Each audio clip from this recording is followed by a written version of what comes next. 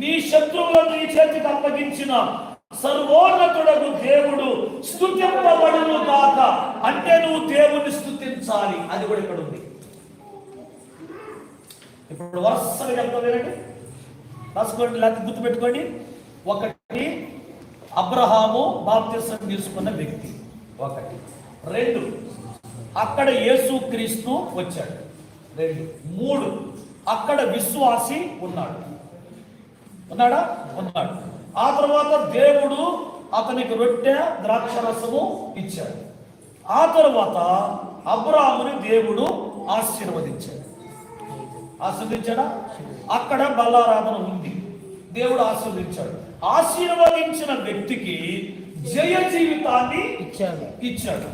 జయ జీవితాన్ని పొందుకున్న వ్యక్తి దేవుణ్ణి స్తుతించాలి.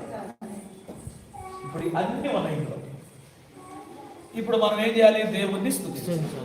ఇప్పుడు మనం చేసే పని వింటున్నారా? ఒక సంఘములో సంఘ క్రమాలు ఎక్కడి నుంచి వచ్చినాయి అంటే బైబిల్లో నుండి వచ్చినాయి, ఇక్కడి నుంచి వచ్చాయి. ఇవన్నీ నేను పెట్టిందో ఇంకొకరు పెట్టారు, ఇంకొకరు పెట్టిందో కాదు. ఇది పరిశుద్ధాత్మ దేవుడు లేఖనాలను అనుసరించి దేవుని